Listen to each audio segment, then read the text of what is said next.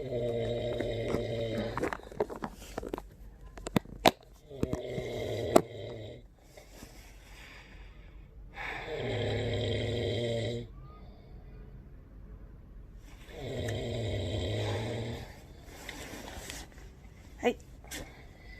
you snoring.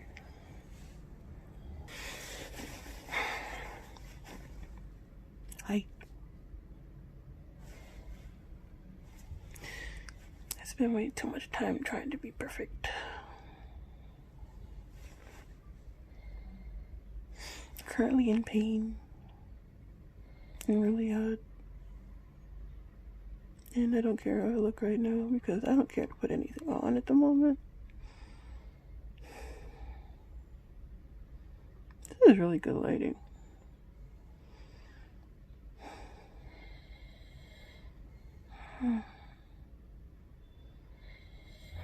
I'm gonna have to get up and go to the bathroom for the third time this morning.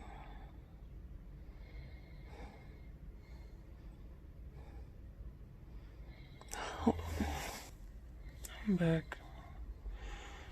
Okay. What I mean by I'm trying too hard to be perfect is that I was supposed to, well, I had the idea to make this video months ago, and I'm just now doing it. Why? Because I didn't feel like the room was clean enough, or I had space, or I didn't know what to say. I don't know where to start. Well, here I am. Hair in sections of 4 because I was supposed to do my hair days ago, to be honest with you. Half naked, even though you can probably tell, but I'm not going to show you any of that because I'm not going down like that. Boyfriend's still asleep. And maybe it's a little better that he's still asleep because sometimes I feel weird talking to myself, or he just looks at me like, and I'm like, okay, I'm gonna stop now. But yeah, I wanted to make this video basically about I'm just gonna address myself. Bitch, you have been going through this for years. And every month when you're crying in pain, you're like, okay, something needs to change. I need to change it. Just do it already. I can't take this shit anymore.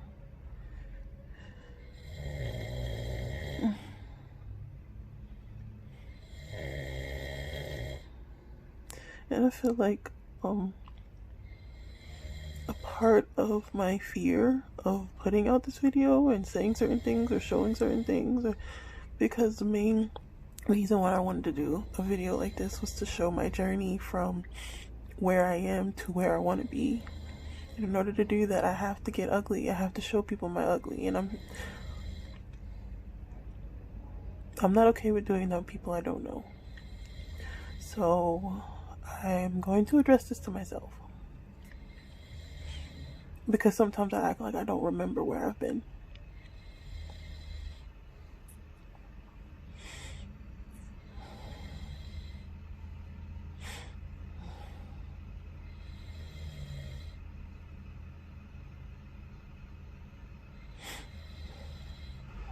I don't know where that fear is coming from. Maybe my mom. Like, not that I'm blaming her or anything. It's just I have voices in the back of my head like, oh, nobody wants to see that. Why are you doing this? Why are you just let me do what I do.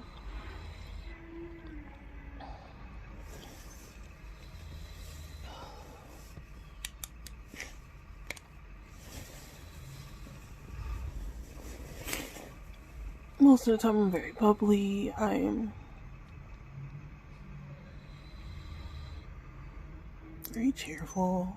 I could be at times creative. I can think of something to do in a drop of a hat, but then when it comes to actually performing it, I have to get into a mind state of, okay, it's just a performance, just do it, just amplify yourself, and then just, you're this character. I'm getting off topic. Anyway,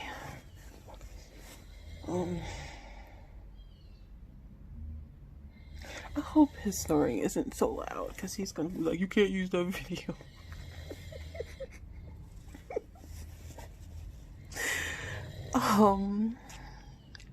Yeah, so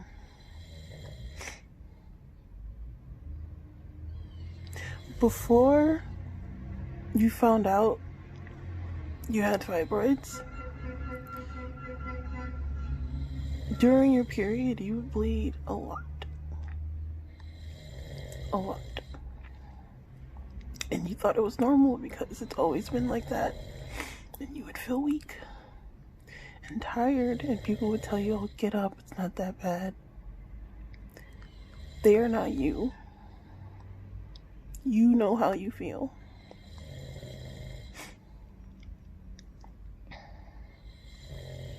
There was one summer during a heat wave where literally we really didn't do anything. Me and my brothers ended up sleeping in my mom's room.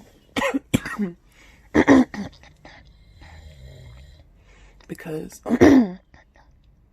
we ended up sleeping in my mom's room because only her room and grandma's room had AC. So we didn't care. We just slept on the floor or wherever. And then I was on my period that day. During the day, it was like 100 something degrees, and you can feel it between outside my mother's door to the curtain that led to my grandmother's room. I'm walking, I'm feeling dizzy. Walking to the kitchen, really feeling dizzy, and I lean too far to the left, and I'm looking for help, and I fall into grandma's room. I end up blacking out. I passed out. I fainted. And as soon as I came to, I immediately started crying because my head hurt. And I'm wondering why the fuck I'm on the floor. And why is this curtain under me? I fell through the curtain. And my mother came in the room. And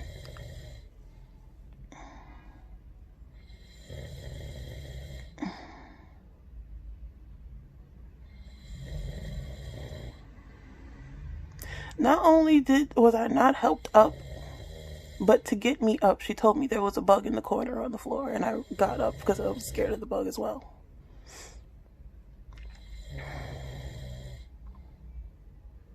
Funny, not the time. I called my father. His first question to me is, are you pregnant?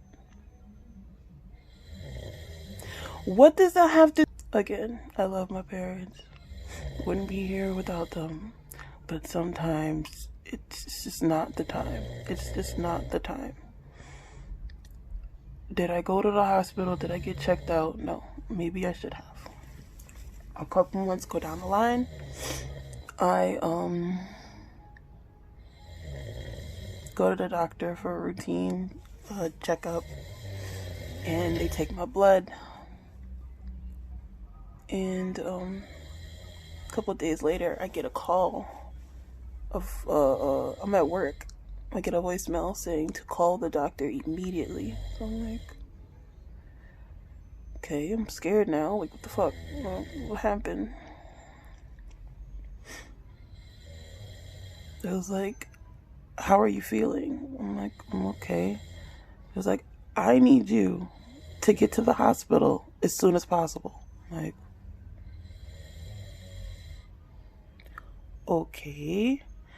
It was like, yeah, I don't honestly know how you're standing right now. You need to get to the hospital. I'm like, okay. So I call my father because I'm like, they want me to go to the hospital immediately. I don't know what the fuck is wrong. I need someone to drive me there. So he picks me up Takes me to, I told him, he picks me up, he takes me to the hospital. We go to Wyckoff, and I told him exactly what the doctor told me to tell him. It's like, I have low iron, and I was told to come and get checked out here. And they redrew my blood. And actually, well, there's a lot of stuff that happened in between that, because I was afraid. I'm still afraid of needles, but I was definitely afraid of needles back then, especially if I wasn't used to getting blood drawn by certain people. Like, I've been going to the same practice for years, and I'm used to the ladies in the lab, so they know how to calm me down, and I like them, I trust them, and I'm in this hospital where my grandfather died, so don't really trust anybody in there. So yeah, I requested for my father to stand there while they drew blood and hooked me up to an IV. And I was admitted that night for my blood count. My blood iron level was at a 4. And for everyone who doesn't know where it should be in the teens. Your iron level should be in the teens at least. And I was at a 4. So I was admitted and I got a blood transfusion. That was in 2012. Yes, that was 2012. Okay, so got the blood transfusion, and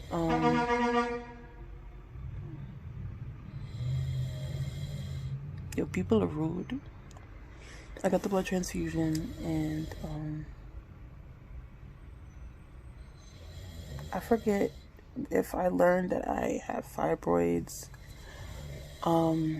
Actually, no. I think I was in the hospital when I learned I had fibroids. Either I was in the hospital or with my doctor, but either way, it was around the same time. Because I'm severely anemic because of my fibroids. Didn't know I have them. Didn't know what fibroids were.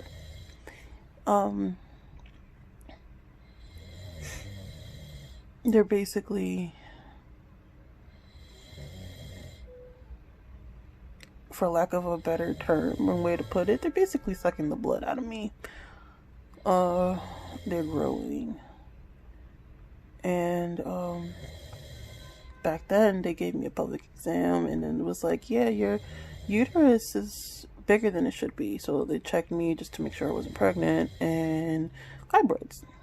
I think I had like 3 small ones at the time. It was like, oh, we can take them out, da, da, da. I was like, yeah, I want to go see my gynecologist, because, again, I don't trust you guys. Fast forward,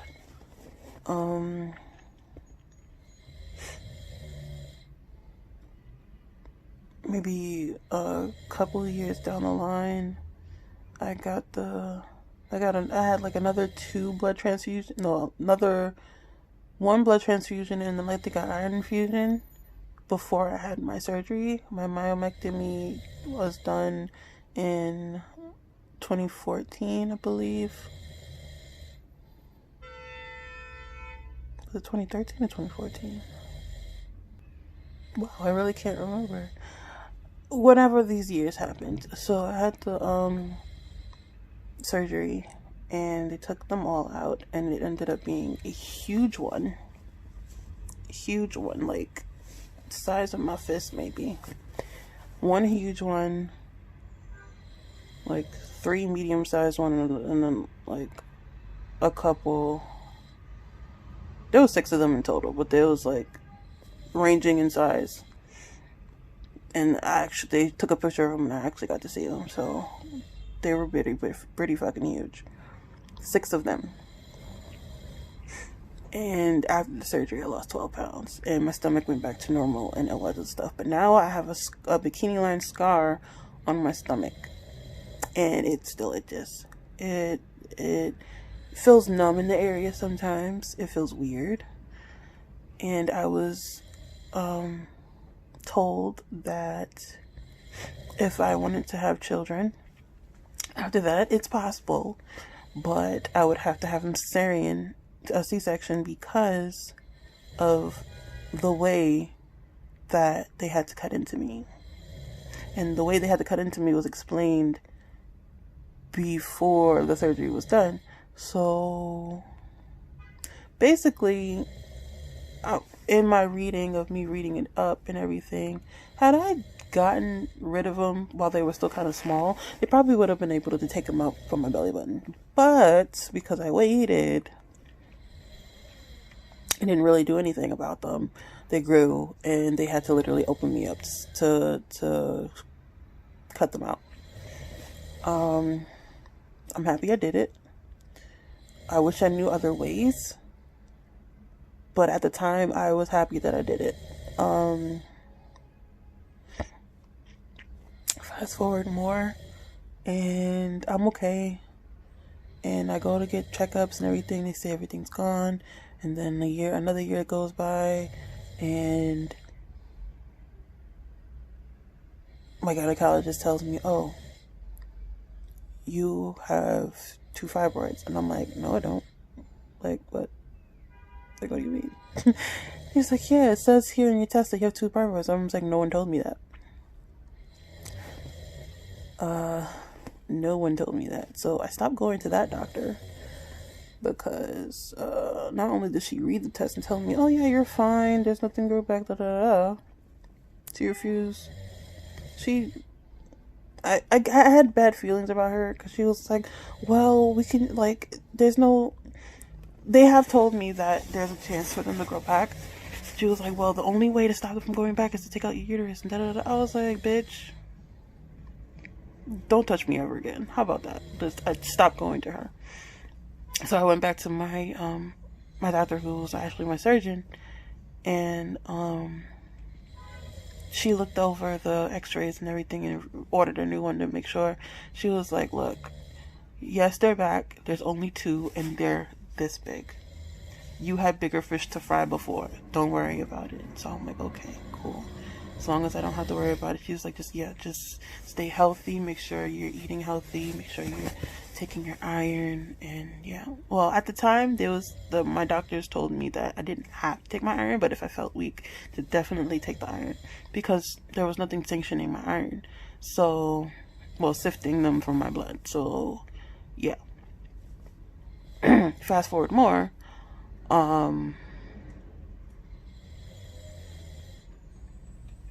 It's starting to rain again. Fast forward more, and I start this new job where I'm sitting all the time. I'm not as active, and I thought it was just me, that I literally ate so freaking much that I started to gain weight and get bloated, and my stomach started extending and everything. So I'm like, oh, I'm just getting fat. Like, I really need to get this. Like, I was getting mad at myself for eating so much and not purposely exercising. But lo and behold, the fibroids were growing back again. And I want to stop there because I'm missing something. A year before that, I went back to the hospital because my iron dropped again. And that was my fault, because I wasn't taking my iron the way I should. So it dropped again, and I needed to be admitted again. And this is now, at that time, my fourth blood transfusion, I believe. And I was only 27, like 26, 27. It was like, you've had too many blood transfusions for you to only be 27. It's not healthy. It's not good. Even my blood doctor told me they should not have given you this many blood transfusions. So I was like, well, I was told different. So I was doing what they told me medically. I was like, you need this, or else you can't be weak, da da da. And he told me, well, we have another way. We can just inject iron in you straight out. And yeah, well, there was that. And I was fine. My stomach was fine. Like, I was still slim. I was still pretty slim. I was gaining weight, but I was still pretty slim. My stomach was flat. And then fast forward to the year, and I'm getting heavier and heavier and everything, and ended up going to the doctor because now I have insurance, and I find out that my fibroids are back. And I like start crying because this dumbass doctor is just like, oh well, yeah, they're back. You have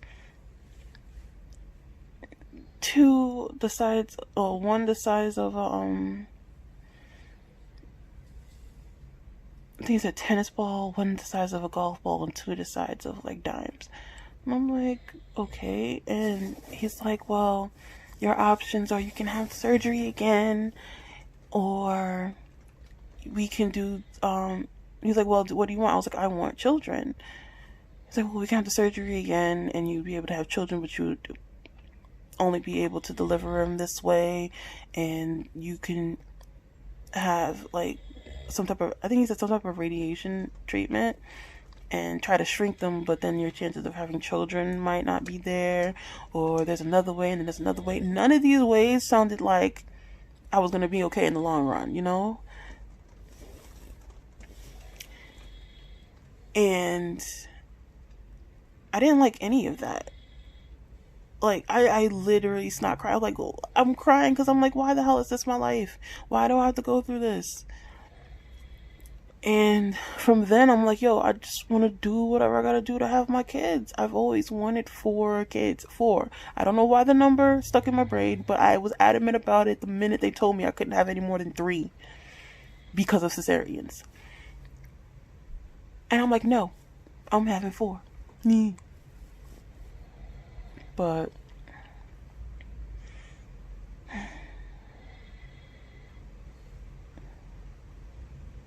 so here I am. Been home because of quarantine. It's raining now. And I'm on my period. And it's really heavy. Back at square one with these damn fibroids. So what the fuck is it that you're gonna do differently?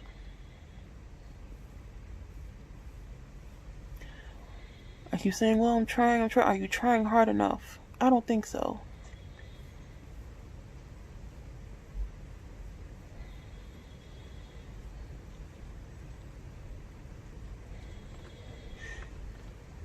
You want to dance. You want to be active enough to do everything you got to do, but you don't have the discipline to take care of yourself? Who the fuck did you become? Who did you become? Who are you? Who is this? Who am I talking to? Who am I talking to?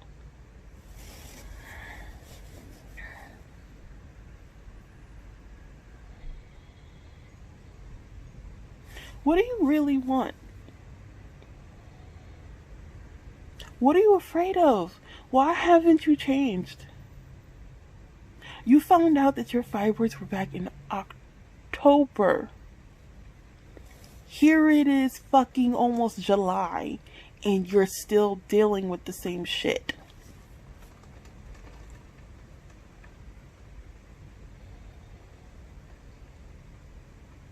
Nothing will change unless you do. Remember that.